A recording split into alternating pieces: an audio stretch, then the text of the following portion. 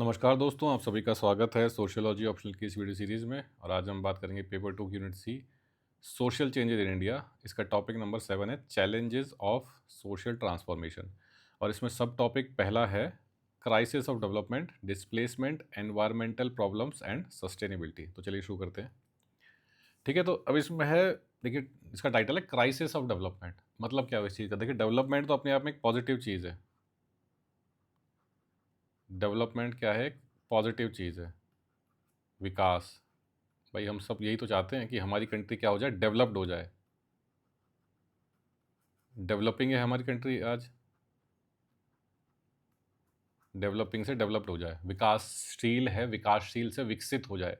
तो विकास एक पॉजिटिव शब्द है।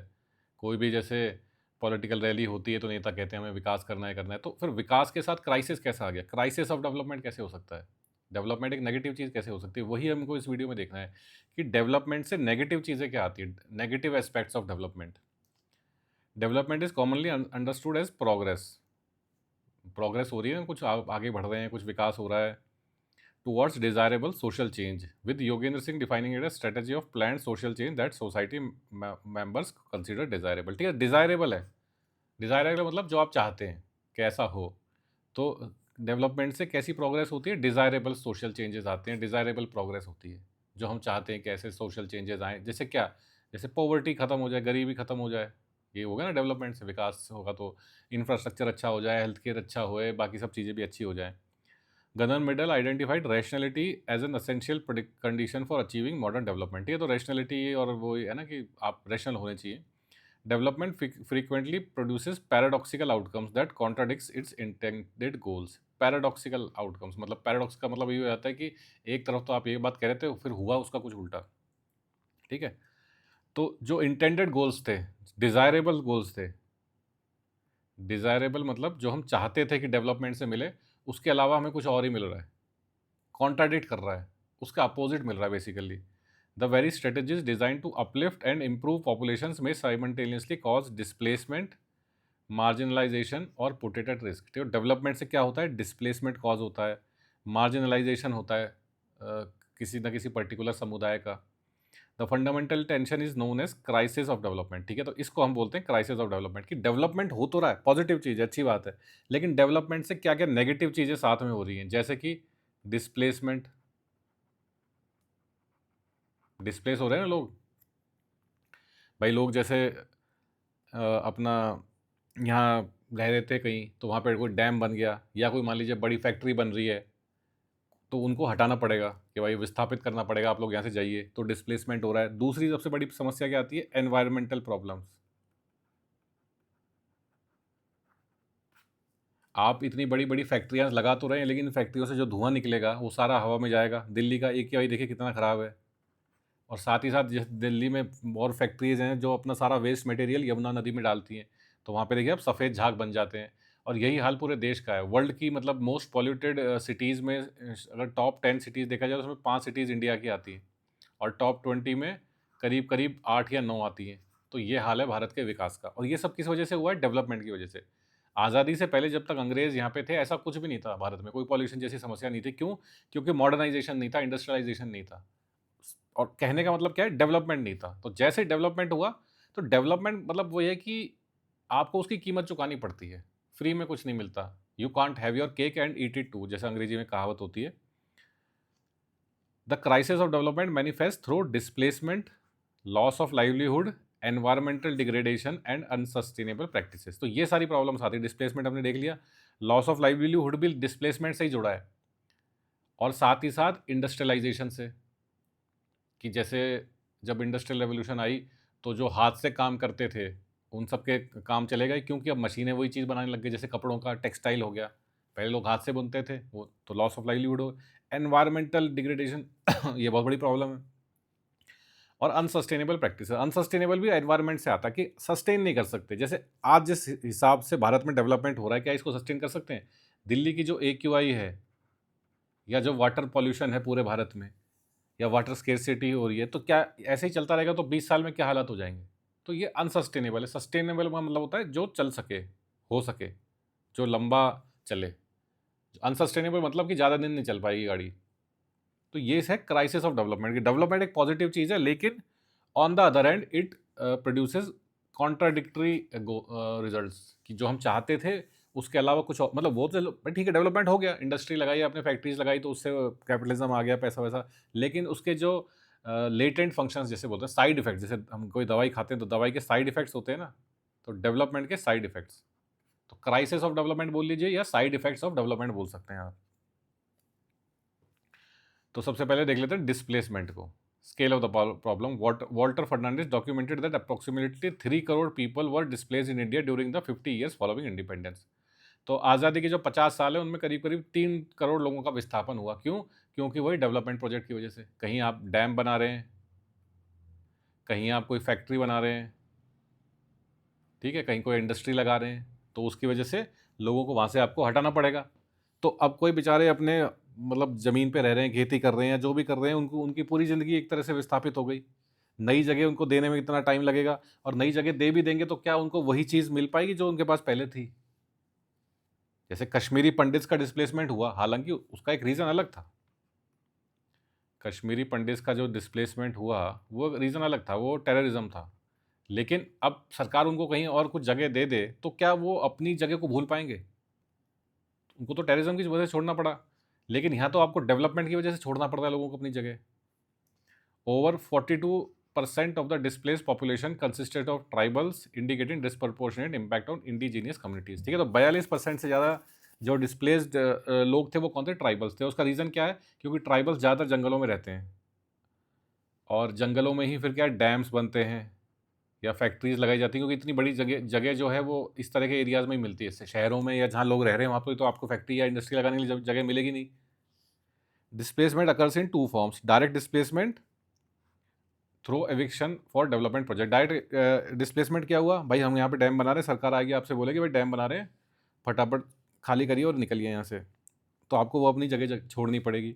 Indirect displacement cause by uneven development, ecological fragility और डिस्क्रिमिनेशन। मतलब कि मान लीजिए कोई फैक्ट्री लग गई, इंडस्ट्री लग गई आपके गांव में या आपके जहाँ पे अभी आप रहते हैं, तो उसमें से बहुत टॉक्सिक धुआं निकलता है, या वो पानी में बहुत टॉक्सिक वो डाल रहे हैं, तो आपका सारा जो रहने आप जहाँ पे रहते हैं सारा पानी पॉल्यूटेड हो गया, तो आपको फिर छोड़नी पड़ेगी वो जगह। क्या करेंगे आप जब पानी पॉल्यूटेड हो गया? तो ये हो गया इनडायरेक्ट डिस्प्लेसमेंट। वो जो फैक्ट्री लगी है या इंडस्ट्री लगी है वो आपसे नहीं करेगी आप जगह छोड़ के जाइए, लेकिन वो हालात उन्होंने ऐसे पैदा कर दिए कि आपको मजबूरन वो जगह छोड़नी पड़ेगी, तो इसको बोलेंगे indirect displacement cause by uneven development, ecological fragility और डिस्क्रिमिनेशन। की issues in displacement, there is a persistent lack of realistic estimates regarding actual number of displaced population। तो डिस्प्लेस कितने लोग हुए हैं इसका भी कोई रियलिस्टिक एस्टिमेट नहीं मिल पाता। फिगर्स जो होते हैं, आंकड़े जो होते हैं, वो कई बार सही होते हैं, कई बार गलत होते हैं। तो इनका जब आपको रिहेबिलिटेशन करना पड़ेगा, दूसरी जगह इनको आप कहीं जैसे बसाएंगे, तो आपके पास आंकड़े ही नहीं है कि कितने लोग डिस्प्लेस हुए, तो आप उनको क्या ये रिहेबिलिट करेंगे? Compensation provide to displace communities often inadequate, compensation बहुत कम मिलता है। मान लीजिए आपकी जो ज़मीन थी या जहाँ घर था, बड़ा घर था 4 कमरों का, अच्छा, तो आपको कहीं जहाँ पे देंगे तो आपको वहाँ पे 1 कमरे का मकान दे देंगे। या मान लीजिए आप खेती करते थे, जहाँ पे आप ये डिस्प्लेस हुए, तो आप खेती से मान लीजिए 50,000 महीना कमाते थे, तो आपको दूसरी जगह कुछ वो काम वाम दे दिया, तो वहाँ पे सिर्फ आप 5,000 महीना कमाते हैं। तो बहुत ही डिस्प्रपोर्शनेट कंपनसेशन मिलता है in amount and poorly timed, और पुअरली टाइम्ड है, मिलेगा ये थोड़ी कि आज डिस्प्लेस हुआ आज ही मिल जाएगा, सरकारी काम है, सालों लगेंगे। Rehabilitation packages are poorly designed and fail to account for social and cultural consequences of displacement. तो वही रिहेबिलिटेशन पैकेजेस पूरी पुअरली डिजाइन, मतलब एक्चुअल नीड क्या है वो सब नहीं देखते। अब जैसे मान लीजिए आप जहाँ पे रहते हैं वहाँ से आप हटा गए, वहाँ से अब आपको रिहेबिलिटेशन दूसरी जगह मकान दिया गया, वो मकान आप जहाँ रहते थे वहाँ से 500 किलोमीटर दूर है, क्या करेंगे उस मकान का? आपको तो अपना पूरा वो छोड़ना पड़ेगा। तो इसलिए रिहेबिलिटेशन क्या है, अनसेंसिटिव भी होता है। मतलब अनसेंसिटिव का मतलब कि लोगों के इमोशंस कंसीडर नहीं किए जाते, कल्चरल वैल्यूज़, क्योंकि सब क्या है, सरकारी ब्यूरोक्रेटिक प्रोसेस होता है, तो सरकार कुछ भी जैसे मन में आया, जहाँ पे हुआ कहीं पे फाइल पे साइन कर दिया, भाई ठीक है वहाँ डाल दो, किसी को क्या पड़ी है। तो इसलिए रिहेबिलिटेशन मतलब जिनके ऊपर पड़ती है वही बीतती है, वही जानते हैं। इम्पैक्ट क्या होता है? Domino effect, primary displacement triggers secondary and tertiary migration among affected population. कैसे? मान लीजिए किसी जगह यहाँ पे डैम बनना था, तो यहाँ से लोग विस्थापित हो गए, दूसरी जगह यहाँ पे शिफ्ट हो गए, तो यहाँ पे जो ऑलरेडी लोग रह रहे थे उन पे असर पड़ेगा, क्योंकि वहाँ पे क्या है, ओवर क्राउडिंग हो जाएगी, ओवर पॉपुलेशन हो जाएगी, तो यहाँ से फिर लोगों को कहीं और जाना पड़ेगा। तो इस तरह ये डोमिनो इफेक्ट क्या होता है, वो मतलब जैसे ताश के पत्ते होते हैं ना, एक के बाद एक गिरते जाते हैं, कि एक पत्ते को गिर दो तो उससे दूसरे पत्ते गिरेगा, फिर तीसरा पत्ता गिरेगा, इसको बोलते हैं डोमिनो इफेक्ट। तो इसी तरह यहाँ से डिस्प्लेसमेंट हुआ तो फिर जहाँ पे जाओगे वहाँ पे भी डिस्प्लेसमेंट होगा, फिर वो कहीं और जाएंगे तो वहाँ पे भी डिस्प्लेसमेंट होगा, इस तरह चलती रहती है गाड़ी। Kinship and gender impact. Displacement disturbs family bonds with women's rights often being ignored in the process, documented by Mridula Singh. भाई फैमिली बॉन्ड्स तो हो ही जाएंगे ना, क्योंकि अब आप साथ रहते थे, जॉइंट फैमिली थी आपका, मतलब फैमिली बॉन्ड्स के अलावा आपका एक सोशल जो सर्कल था वो भी आपका ख़त्म हो जाएगा। भाई आपके दोस्त थे, आपका एक कल्चर था वहाँ पे, अब वो पूरा का पूरा मान लीजिए जैसे टहरी जो डैम बना था गढ़गवाल में, तो वहाँ पे करीब-करीब 1 लाख लोग डिस्प्लेस हुए थे। पूरा का पूरा जो गाँव था वो पूरा पानी में डूब गया। तो उस गाँव में जो लोग रहते थे, ये थोड़ी कि 1 लाख के 1 लाख लोगों को सरकार एक ही जगह रिहैबिलिट कर देगी और वैसे ही रहने लग जाएँगे जो पहले रहते थे। भाई कुछ को कहीं करेगी, कुछ को कहीं करेगी। तो जो फैमिली बॉन्ड्स थे, आपकी मतलब रिश्तेदारियाँ थी, आपकी दोस्ती थी, फ्रेंडशिप थी, सब आप मतलब खत्म हो जाएगा। तो बहुत ही साइकोलॉजिकल और इमोशनल इम्पैक्ट भी पड़ता है इन चीज़ों का। उसके अलावा इकोनॉमिक कॉन्सिक्वेंसेज क्या हैं? Self cultivators are transform into wage labour. Self cultivators मान लीजिए किसी की ज़मीन थी, आप खेती, जैसे वो टेहरी का एग्जांपल ले लीजिए, तो लाख लोग थे, तो वहाँ पे हो सकता है कोई खेती करता हो अपनी। अब वो खेती करता है तो सरकार ये थोड़ी है उसको रिहैबिलिट करेगी, उसको खेती के लिए उतनी ज़मीन देगी। उसको तो भाई कोई मकान दे दिया, कोई कंपनसेशन दे दिया, 50,000 रुपये दे दिए भाई। अब 50,000 रुपये से होता क्या है? तो उसे क्या है, फिर मज़दूरी करनी पड़ेगी, वो वेज लेबर। कहीं तो वो खुद की ज़मीन पे अपना मतलब एग्रीकल्चर करता था, अब वो बन गया एक वेज लेबर, उसको अब मज़दूरी करनी पड़ रही है। Leading to significant rise in poverty, तो गरीबी बढ़ती है इससे। Cultural loss, tribal groups offer forced assimilation, social isolation and gradual erosion of their traditional identity. अब मान लीजिए कोई ट्राइबल ग्रुप था, ट्राइबल्स थे, ठीक है, तो वहाँ पे कोई फैक्ट्री लग गई जंगल में जहाँ पे वो रहते थे, तो वहाँ से उनको भगा दिया गया या रिहेबिलिट कर दिया गया, भाई आप यहाँ से, हम वहाँ, अब उनको क्या है, मान लीजिए रिहेबिलिट किया तो मेन जहाँ पे दुनिया मतलब लोग बाग रहते हैं, क्योंकि ट्राइबल्स क्या है, आइसोलेटेड रहते हैं, अपना अलग ही रहते हैं अकेले में। तो जहाँ पे मेन लोग रहते हैं तो वहाँ पे उनको रहने की जगह मिली, तो क्या है, फोर्स असिमिलेशन होगा, क्योंकि उनका पहले कल्चरल आइडेंटिटी अलग थी कि भाई हम तो अलग अपने तरीके से लाइफस्टाइल जीते हैं, लेकिन जब वो बाकी लोगों के साथ रहेंगे, जैसे आम दुनिया में हम लोग रहते हैं, तो उनको असिमिलेट करना पड़ेगा, हमारे मेन कल्चर को अपनाना पड़ेगा, डोमिनेंट कल्चर को अपनाना पड़ेगा, मेजोरिटी के कल्चर को अपनाना पड़ेगा, तो उनका कल्चर कहीं ना कहीं पीछे छूट जाएगा, या धीरे धीरे उनकी आने वाली जनरेशन भूल जाएंगी उस कल्चर को। सोशल सोशल आइसोलेशन होगा, क्यों? क्योंकि अब मेन उसमें जैसे कल्चर में आप आके रहने तो लग गए, लेकिन आपसे बात कौन करेगा? क्योंकि शहर में जैसे या गाँव में कोई भी लोग ऑलरेडी रह रहे हैं, उनका जीवन है, तो वो क्यों ट्राइबल से बात करेंगे? तो वो क्या आइसोलेटेड फ़ील करेंगे। तो धीरे-धीरे क्या होगा, उनकी जो ट्रेडिशनल आइडेंटिटी है, वो पीछे छूट जाएगी। उनकी आने वाली जनरेशन सब भूल जाएँगी। Case and evidence, Fernandes study in Maharashtra revealed that dam projects only 50.8% displace receive land compensation. तो मतलब जितने भी डैम प्रोजेक्ट्स हैं, उनमें जितने भी डिस्प्लेस फैमिलीज हैं, उनमें से सिर्फ 15% को लैंड कंपनसेशन मिला है। बताइए कितना कम है, सिर्फ 15%। अगर मान लीजिए कोई अपनी ज़मीन पे खेती करते थे वगैरह करते थे, तो उनको दोबारा ज़मीन सिर्फ 15% को मिली, बाकी 85% क्या बन गए, जैसे हमने देखा था, वेज लेबरर्स। क्यों, और क्या करेंगे वो? Policy responses, earlier rehabilitation policies implemented in India largely ignored the cultural rights of displaced communities। तो कल्चर पे ज़्यादा फोकस नहीं रहता था रिहैबिलिटेशन में। रिहैबिलिटेशन में होता था भाई आपको रहने के लिए यहाँ पे मकान था, हम आपको मकान दे देंगे। लेकिन कल्चर का क्या होगा? जैसे ट्राइबल्स की हमने बात करी, वो उनका एक यूनिक कल्चर था, अब उनको फोर्स असिमिलेशन करना पड़ेगा, ठीक है? और उसके बाद मान लीजिए आपके किनशिप थी, बॉन्ड्स थे, आपका एक फेस्टिवल्स वगैरह मनाते थे। गाँव में जो भी कल्चर था, उस कल्चर का क्या होगा? तो उस पे सरकार पहले ध्यान नहीं देती थी। The Land Acquisition and Rehabilitation Act of 2013 was enacted to integrate compensation, resettlement and livelihood restoration into a comprehensive framework। तो अब सरकार ने जैसे 2013 में एक्ट लेके आया, land acquisition and rehabilitation act, इसमें 3 मुख्य बातें देखी गई। एक तो क्या है, जो जिसको डिस्प्लेस कर रहे हैं आप, उसको सही कंपनसेशन देना बहुत ज़रूरी है। भाई जितनी भी उसकी ज़मीन थी या मकान था, उसकी जितनी भी वर्थ है, उतने ही पैसे का मकान आपको या उनको कैश वो देना ज़रूरी है। साथ ही साथ रीसेटलमेंट करना है। भाई आपको पैसे देने से क्या होगा, वो पूरे देश में कहाँ दूसरी ज़मीन ढूँढेगा? तो आपको खुद उसके लिए ज़मीन कहीं से बंदोबस्त करना है, भाई आप यहाँ पे रहिए, यहाँ पे अपना मकान बना लीजिए। साथ ही साथ लाइवलीहुड रिस्टोरेशन, कि मान लीजिए कोई वहाँ पे, जैसे कोई गाँव था, वो डिस्प्लेस हो गए वहाँ के लोग, तो वहाँ पे कोई जनरल स्टोर की दुकान चलाता था, तो उसको ऐसी कोई वो देनी पड़ेगी, या फिर कोई एग्रीकल्चर करता था, तो उसको एग्रीकल्चर ज़मीन देनी पड़ेगी।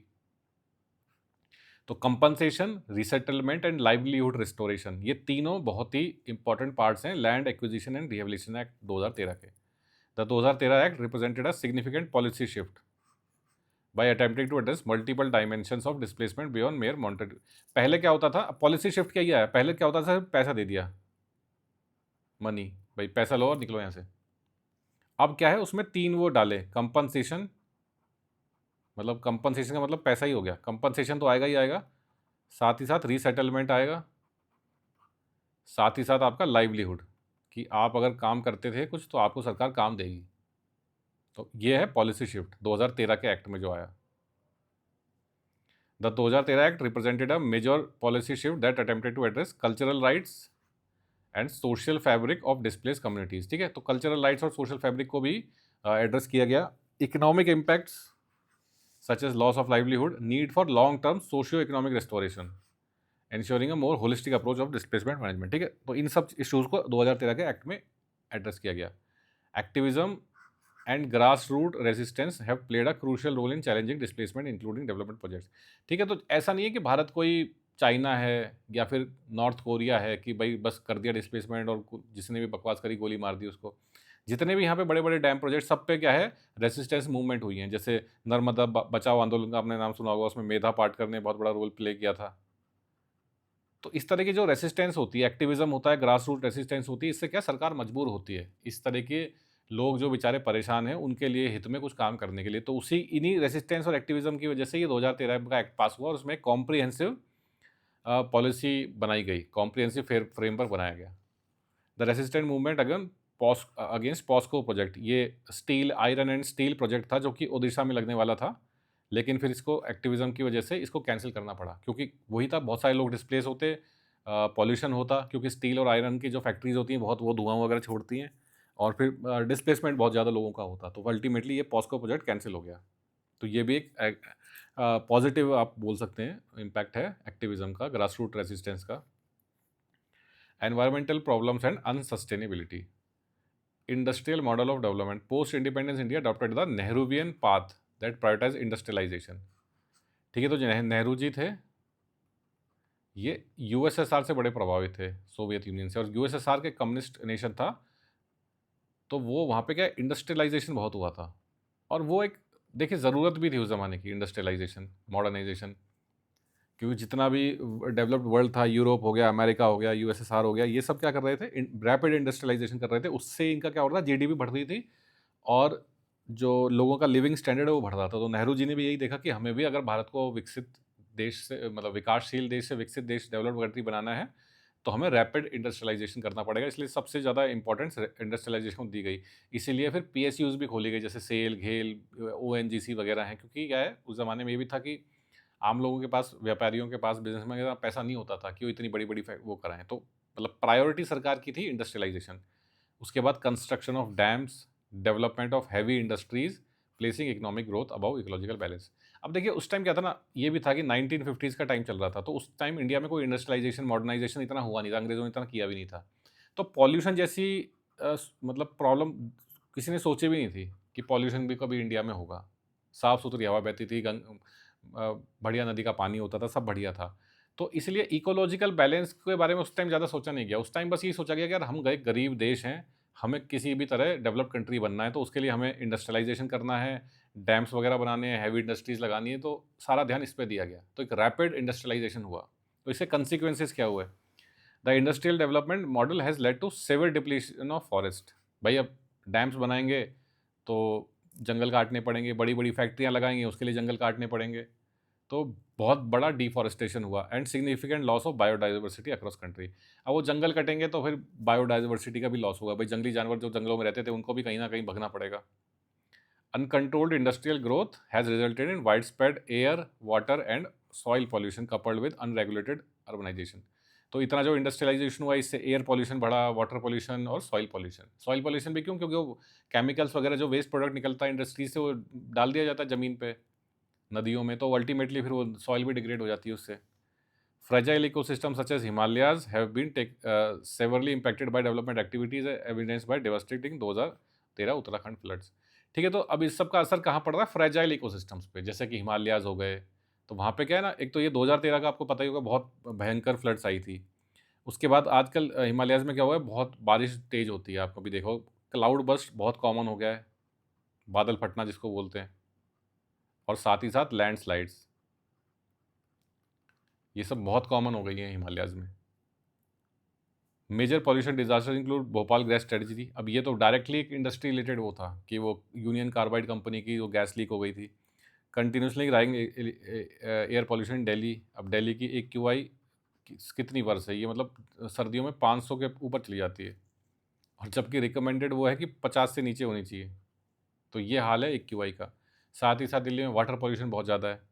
Large scale irrigation project have created new environmental problems including water logging and soil salinity in irrigated. अब ये जो इरिगेशन प्रोजेक्ट्स हैं, ये देखिए, ये भी वही हमने जैसे पहले उस स्लाइड में बात की थी ना, क्राइसिस ऑफ डेवलपमेंट, या फिर हमने उसका दूसरा नाम दिया था साइड इफेक्ट्स ऑफ डेवलपमेंट। अब ये इरिगेशन प्रोजेक्ट था, ये एक पॉजिटिव चीज़ है, डेवलपमेंट है। क्यों? इससे एग्रीकल्चर को मदद मिलेगी, भाई पानी मिलेगा, इरिगेशन मिलेगी एग्रीकल्चर के लिए। लेकिन इसका साइड इफेक्ट क्या हुआ? वाटर लॉगिंग शुरू हो गई, सॉइल सैलिनिटी हो गई, सॉइल डिग्रेड हो गया। तो वही है कि डेवलपमेंट की आपको कीमत चुकानी पड़ती है। साइड इफेक्ट्स ऑफ डेवलपमेंट होते हैं। अब इसमें सोशियोलॉजिकल थ्योरीज क्या हैं? Anthony Giddens argued that modern industrial society produce unprecedented ecological transformation with environmental politics emerging from moral imperatives rather than purely economic concerns। तो एंथोनी गिडेंस कहते हैं कि भाई देखिए, मॉडर्न इंडस्ट्रियल सोसाइटीज़ में क्या होता है कि आपको इकोलॉजिकल ट्रांसफॉर्म बहुत ज़्यादा होता है। इकोलॉजी आपकी क्या है, बहुत ही ज़्यादा ख़राब, मतलब बदल दी जाती है। तो आपको जो ये डेवलपमेंट प्रोजेक्ट्स हैं, ये पूरा का पूरा एनवायरनमेंट ख़राब कर देते हैं। तो इस तरह के जो भी ये रेसिस्टेंस वगैरह निकल के आता है, इसमें मॉरल इम्पेरेटिव से ज़्यादा इकोनॉमिक कंसर्न्स होते हैं कि यार पैसा बनाओ। मॉरलिटी कोई नहीं देखता, क्योंकि देखिए बड़े बड़े इंडस्ट्रियलिस्ट होते हैं, उनको एक ही बात से मतलब होता है प्रॉफिट। अब वो ये देखते कि यार इतना बड़ा इकोलॉजिकल ट्रांसफॉर्मेशन हो रहा है, एनवायरनमेंट खराब हो रहा है, उनको सिर्फ किससे मतलब होता है? इकोनॉमिक कंसर्न से। Ulrich Beck concept of risk society highlights that industrial risk are man made and global in nature. भाई है तो है, वो तो है ही। देखिए इंडस्ट्रियलाइजेशन पूरा मैन मेड है, तो अगर इस इंडस्ट्रियलाइजेशन से कल को ग्लोबल वार्मिंग होती है या और भी कोई नेचुरल डिजास्टर्स होते हैं, तो ये सब क्या मैन मेड है, हमने ही किया है ये अपने हाथों से। Fundamentally different from naturalist that characterize pre industrial societies थी। जैसे जब तक इंडस्ट्रियलाइजेशन नहीं आया, तो उससे पहले भी नेचुरल कैलेमिटीज़ आती थी, बाढ़ आती थी, कहीं भूकंप आता था, कुछ ना कुछ होता रहता था। लेकिन वो सब क्या है, मैन मेड नहीं थे, वो नेचुरल थे, क्योंकि धरती या मतलब जो भी प्रकृति है वो अपने आप करती थी। अब लेकिन क्या है, हमने एनवायरनमेंट से छेड़छाड़ शुरू कर दी इंडस्ट्रियलाइजेशन की वजह से। तो उससे क्या होता है, मैसिव अनप्रेसिडेंटेड इकोलॉजिकल ट्रांसफॉर्मेशंस होते हैं, बहुत पॉल्यूशन हो रहा है, तो उसके फिर हमें कंसिक्वेंसेस देखने पड़ते हैं, जैसे ग्लोबल वार्मिंग हो गई। अभी आपने देखा होगा इस साल यूरोप में सबसे ज़्यादा गर्मी रही, जबकि यूरोप जैसे फिल्मों में आपने देखा होगा, कोई गया हो तो मतलब हमने तो फिल्मों में देखा है कि वहाँ पे बहुत मतलब ठंड वंड पड़ती है, अच्छा रहता है, प्लेजेंट वेदर होता है। लेकिन इस साल पेरिस में, लंदन में, हर जगह बहुत गर्मी पड़ी। अब ये सब क्या है? ग्लोबल वार्मिंग है। Beck further emphasized that contemporary development processes carry catastrophic potential, creating risk that transcend national boundaries and generation। तो वो बैक आगे बोलते हैं कि जो एक कंटेम्प्रेरी डेवलपमेंट के बेसिकली जो भी प्रोसेस है, बहुत ही कैटास्ट्रॉफिक मतलब भयानक भयानक नतीजे निकलने वाले हैं। Creating risk that transcend national boundaries and generations. मतलब आप देखिए ओवरऑल जो टेम्परेचर है बढ़ रहा है वर्ल्ड का, गर्मी बढ़ती जा रही है। आपने देखा हो समर्स जो इंडिया में भी अगर आपने कभी एक्सपीरियंस किया हो, पहले ऐसी गर्मी नहीं पड़ती थी जो भयानक गर्मी अब पड़ती है। सर्दियाँ कम पड़ती हैं। बारिश का पैटर्न है अनइवन, किसी साल तो बिल्कुल नहीं होगी, सूखा पड़ जाएगा, किसी साल इतनी होगी कि बाढ़ पड़ेगी। AQI का हमने देखिए लिया, दिल्ली में क्या हाल है। और भारत के, खाली दिल्ली नहीं है, भारत की लगभग लगभग 15 से 20 मेजर सिटीज़ हैं, उनका AQI सबका सर्दियों में ख़राब हो जाता है। Jürgen Habermas interpreted ecological movements as expression of resilience by the life world, the realm of everyday social and cultural life, against colonization by capitalist and bureaucratic system। ठीक है, तो हेबरमास कह रहे हैं कि जो ये इकोलॉजिकल मूवमेंट्स हैं, ये एक्सप्रेशन ऑफ रेसिस्टेंस तो है ही, और लाइफ वर्ल्ड क्या है, सारा social and cultural life. Against is colonization जैसे हमारा हुआ था, मतलब एक तरह से कब्जा कर लेना। तो पूरे जो नेचुरल एनवायरनमेंट है उस पर ब्यूरोक्रेटिक सिस्टम और कैपिटलिज्म ने कब्जा कर लिया, और उसका बिल्कुल दोहन या एक्सप्लॉइटेशन करा जा रहा है। Scholars advocating for ecological democracy stress the importance of democratizing decision making process in development projects to ensure environmental sustainability. तो अब वही स्कॉलर्स कह रहे हैं कि भैया जो ये अपने डेवलपमेंट प्रोजेक्ट्स होते हैं इनमें डिसीजन मेकिंग क्या है, डेमोक्रेटिक होनी चाहिए। डेमोक्रेटिक मतलब कि सबकी सहमति से काम होना चाहिए कि ये प्रोजेक्ट बनाए कि नहीं बनाए, तभी फिर क्या है सस्टेनेबल और सोशल जस्टिस मिलेगा। लेकिन बहुत ही ये कहने में अच्छा है, लेकिन इतने बड़े प्रोजेक्ट बन रहे हैं, मान लीजिए कोई बड़ी कंपनी है, वो कोई अपना प्लांट लगा रही है, तो वो क्या सब पूरे भारत देश में पूछेगी? चलिए जहाँ भी लगा रही है वहाँ से थोड़ी पूछेगी, या सरकार कोई डैम बना रही है। तो ये मतलब कहने में ठीक है, चलो भाई डेमोक्रेटिक डिसीजन मेकिंग हो, लेकिन प्रैक्टिकल नहीं है ये चीज़। अब केस स्टडीज़ फ्रॉम इंडिया देख लेते हैं डिस्प्लेसमेंट वगैरह की, या इस तरह के जो भी नेचुरल एनवायरनमेंट से छेड़छाड़ करने के क्या नतीजे। टहरी डैम प्रोजेक्ट ये located in seismic prone Garhwal Himalaya. Seismic prone का मतलब होता है कि यहाँ पे अर्थक्वेक बहुत आते हैं। The project pose risk of earthquakes and submergence of fertile land resulted in loss of community culture, fragmented village in nuclear house, purely plan rehabilitation. ठीक है, तो ये ऑलरेडी एरिया जो था सीस्मिक प्रोन था, मतलब अर्थक्वेक प्रोन था, उसके ऊपर आपने इतना बड़ा डैम बना दिया तो ज़मीन पे बहुत ज़्यादा प्रेशर पड़ेगा, तो क्या अर्थक्वेक और ज़्यादा आएंगे। तो एक तो ये आपने एनवायरनमेंट मतलब इकोलॉजिकल प्रॉब्लम खड़ी कर दी। दूसरी फर्टाइल लैंड थी पूरी, टहरी की जो थी, टहरी का मतलब करीब करीब 1 लाख लोग रहते थे यहाँ पे, और पूरी ये फर्टाइल लैंड थी, और उसको पूरा आपने पानी में सबमर्ज कर दिया, तो इतनी सारी फर्टाइल लैंड का नुकसान हुआ। 1 लाख लोग डिस्प्लेस हुए। Loss of community culture. अब मान लीजिए टहरी जैसे, भाई अब आप जहाँ रहते हैं जिस शहर में, उसका कल्चर है कि नहीं? चाहे गांव में रहते हैं, कहीं हर जगह का कल्चर होता है अपना। तो टहरी जो गाँव जगह थी, इसका भी अपना कल्चर है, वो पूरी तरह से ख़त्म हो गया। Fragmented villages to nuclear households. अब जो गांव थे वहाँ पे जो लोग जॉइंट फैमिलीज थी, एग्रीकल्चर करते थे, वो सब क्या है न्यूक्लियर हो गए। भाई क्या करें, कोई यहाँ पे 1 कमरे के मकान में रह रहा है, कोई वहाँ 2 कमरे के मकान में रह रहा है। एंड पुअरली प्लान्ड रिहेबिलिटेशन, तो रिहेबिलिटेशन ही पुअरली प्लान्ड था, कंपनसेशन बहुत कम था। तो ओवरऑल मतलब आपने डैम तो बना लिया, लेकिन बाकी सारे नुकसान बहुत ज़्यादा हुए। उसके बाद Narmada valley project, the ambitious project envisages 30 major dams including Sardar Sarovar, has displaced millions of people, majority being tribals and farmers. ठीक है, तो 30 मेजर डैम बने थे, जैसे कि सरदार सरोवर, और मिलियंस ऑफ पीपल मतलब 10 लाख से भी ऊपर लोगों को डिस्प्लेस किया गया। ज़्यादातर उसमें ट्राइबल्स थे और किसान थे। स्पार्क द नर्मदा बचाओ आंदोलन रेसिस्टेंस बाय मेधा पाटकर। ठीक है, तो ये बहुत ही फेमस एक तरह से जो भी इस तरह के एनवायरमेंटल मूवमेंट्स है उसमें फेमस है ये। अब भोपाल गैस डिजास्टर 1984, इसका तो नाम सबने सुना होगा। Union Carbide plants criminal negligence cause death of thousand. Gas leak हो गई थी, पूरे शहर में फैल गई थी, और वो वेब सीरीज भी आई थी पिछले साल, कोई शायद वो के मैनन की थी, exposing the vulnerability of developing countries to exposing exploitation of multinational corporation. और इसमें क्या था कि जो जो जिम्मेदार थे इनके मैनेजर्स वगैरह, मालिक वगैरह, उनको रातों रात बाहर से भगा भी दिया गया था कि भाई आप अब केस वेस चलेंगे, आप निकल लीजिए यहाँ से। तो क्रोनी कैपिटलिज्म का बहुत बड़ा एग्जाम्पल भी है ये। Chipko and Appiko movements, these grass root ecological protest emerge against deforestation. ठीक है, तो इसमें चिपको मूवमेंट में स्पोर्ट्स गुड्स बनाने वाली कंपनी थी, टेनिस के रैकेट बनाती थी, तो उसको एक जंगल मतलब जगह पे पेड़ काटने का अधिकार दे दिया, भाई आप लकड़ी काट के ले जाओ यहाँ से। तो फिर लोगों ने क्या किया, पेड़ों से जाके चिपक गए, गले लगा दिया, हक करने लग गए उसको, कि भाई जो भी पेड़ काटने आए तो पेड़ को हक कर लो। और यही सेम फिर इसी फॉर्मेट को अपनाया गया, दोहराया गया अपिको मूवमेंट में। ये केरला में हुई थी, वेस्टर्न घाट्स में। Linking ecological preservation with survival needs and gender justice. Chilka shrimp farm project, the project propose an ecological threat to the Chilka lake brackish water. Chilka lake Orissa में है, and is the livelihood of fisher folk and local biodiversity. तो ये जो project बन रहा था, तो इससे क्या है, जो लोकल लोग मछुआरे अपनी मछली वछली पकड़ के जीवन चलाते हैं, साथ ही साथ जो लोकल बायोडाइवर्सिटी है, दोनों को ही बहुत नुकसान होता। तो इसलिए इसको फिर मतलब बैन कर दिया गया, या नहीं होने पाया, with sustains resistance leading to increase scrutiny of aquaculture projects. ठीक है,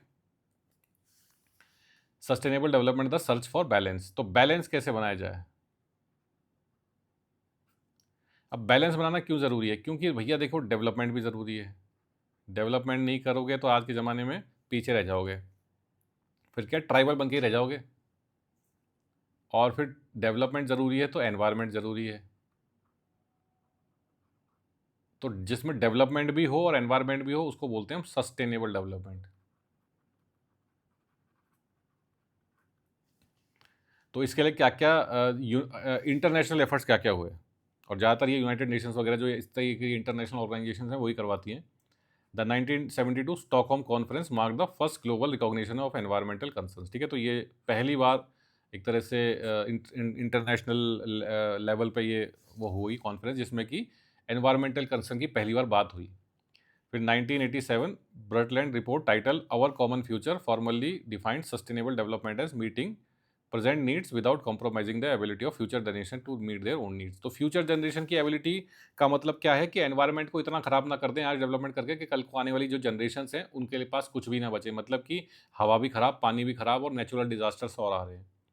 फिर 1992 Rio Earth summit, Kyoto protocol and Paris agreement collectively further the global sustainable development agenda, ठीक है? तो ये ग्लोबल सस्टेनेबल डेवलपमेंट एजेंडा काफ़ी वो उसमें चल रहा है। तो ये सब क्या है ना, अपने जनरल जो स्टडीज़ हैं उसमें जो एनवायरनमेंट और इकोलॉजी करके आता है उसमें अच्छी तरह ये पढ़ लिया होगा, तो वहाँ पे इसको और अच्छी तरह डिटेल में पढ़ना, तो और भी लेटेस्ट क्या डेवलपमेंट्स हो रहे हैं वो आपको वहाँ से मिल सकते हैं। तो मतलब सोशियोलॉजी का कंसर्न इसमें ज़्यादा नहीं है, इसमें तो अब क्या है ना, आपको पता होना चाहिए, तो इसलिए जनरल स्टडीज़ में से थोड़ा जो भी लेटेस्ट चल रहा है, सारी ये कौन-कौन सी कॉन्फ्रेंसेज़ हुई हैं इकोलॉजिकल, तो क्या वो ओवरलैप हो जाएगा जनरल स्टडीज़, मतलब एनवायरनमेंट एंड इकोलॉजी और सोशियोलॉजी का यहाँ पे।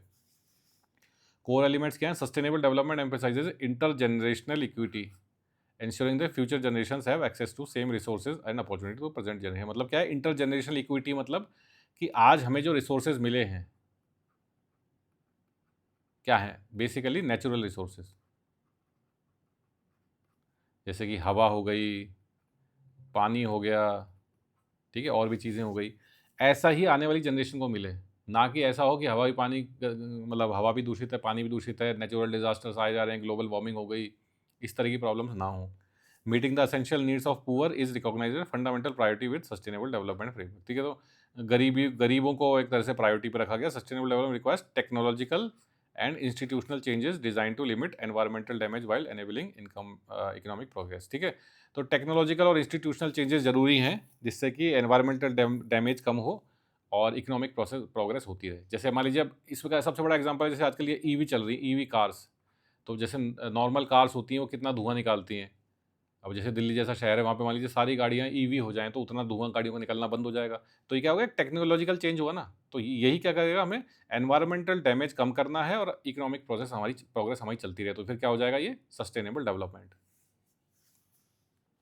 अब भारत की बात करें तो भारत में क्या-क्या हुआ है, policy measures, India establish the National Green Tribunal as a specialized judicial body to address environmental disputes and enforce ecological regulation, ठीक है? तो नेशनल ग्रीन ट्रिब्यूनल बनाई गई, तो कोई भी इस तरह की प्रॉब्लम आती है कि भाई कहीं कोई एनवायरनमेंट को नुकसान देने वाला प्रोजेक्ट बन रहा है तो इसमें आप शिकायत कर सकते हैं, और ये सुओ मोटो एक्शंस भी लेती है। The government mandated environmental clearances for development project, तो इससे आपको हरी झंडी लेनी पड़ती है नेशनल ग्रीन ट्रिब्यूनल से, अगर आप कोई इस तरह का काम कर रहे हैं जो कि एनवायरनमेंट को नुकसान पहुंचा सकता है।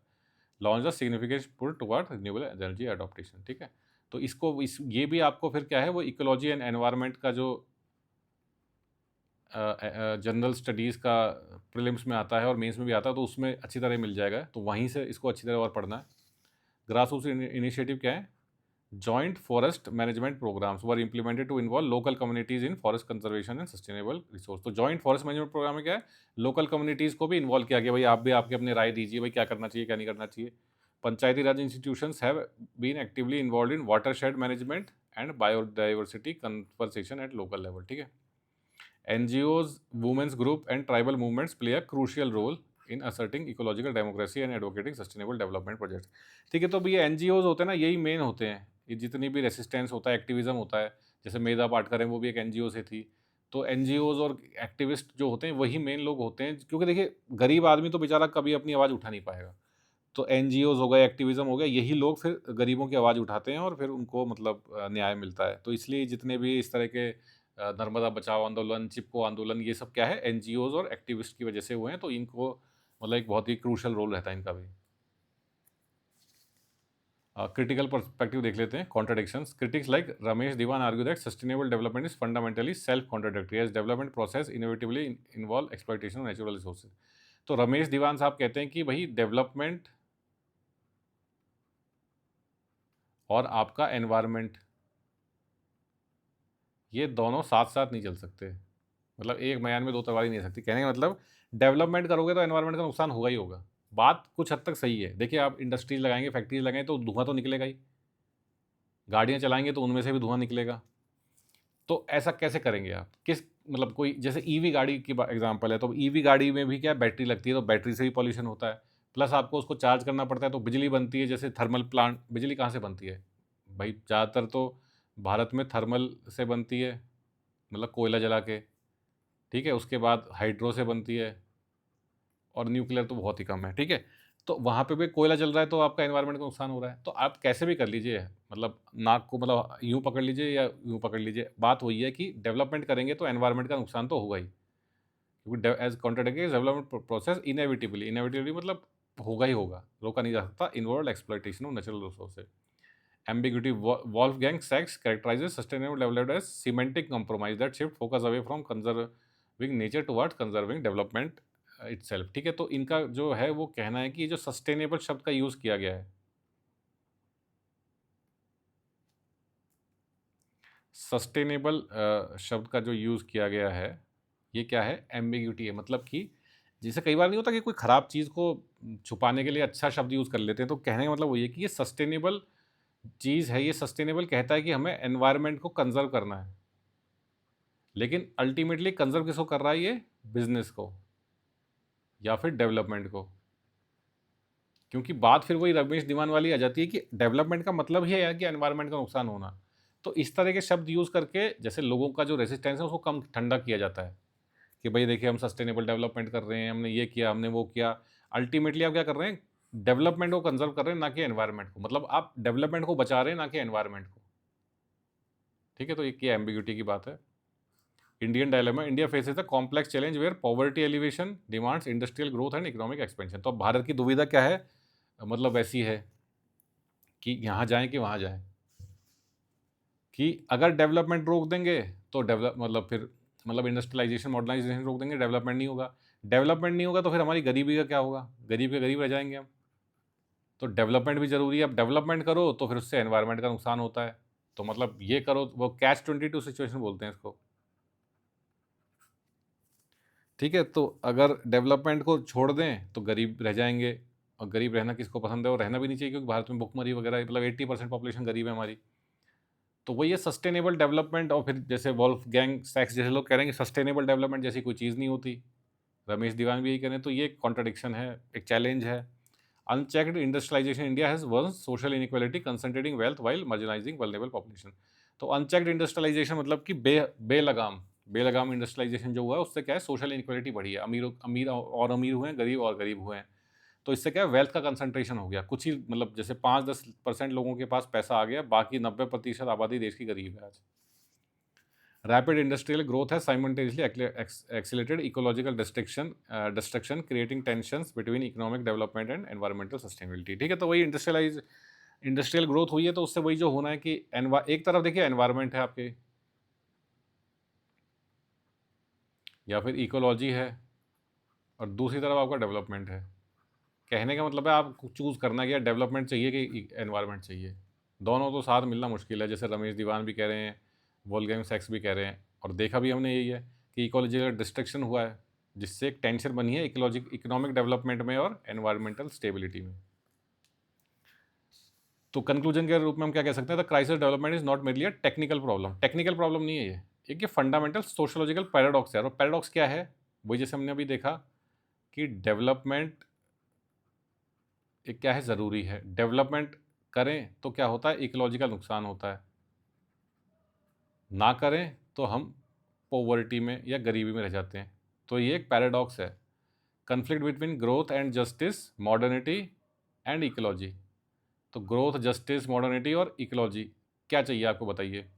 मॉडर्नाइजेशन चाहिए, ग्रोथ चाहिए, पॉवर्टी एलिवेशन चाहिए, सब चाहिए, या फिर एक एनवायरनमेंट चाहिए? And state policies versus grass root survival. Displacement systematically alienates marginalized communities, stripping them of their land, livelihood and cultural identity।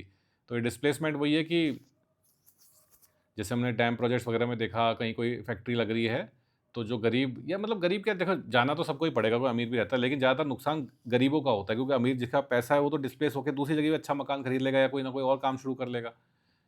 तो मार्जिनाइज जो कम्युनिटीज़ होती हैं, उनकी लाइवलीहुड, उनकी लैंड, कल्चरल आइडेंटिटी सब चली जाती है। Environmental degradation progressively erodes ecological security, threatening the sustainability of natural resources and economic services. ठीक है, तो इकोलॉजिकल जो सिक्योरिटी है उसको ख़त्म कर देता है और सस्टेनेबिलिटी और नेचुरल रिसोर्सेज भी खत्म हो जाती हैं। Achieving sustainability requires a fundamental redefinition of development itself. तो सस्टेनेबिलिटी चाहिए तो डेफिनेशन ऑफ डेवलपमेंट बदलनी पड़ेगी कि विकास हमारे हिसाब से क्या है।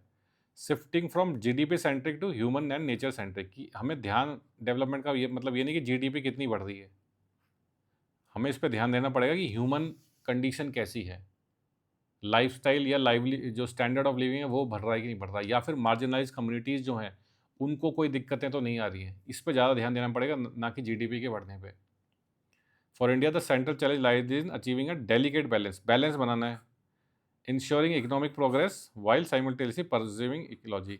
भाई इकोनॉमिक प्रोग्रेस तो चाहिए, गरीब नेशन है हमारा,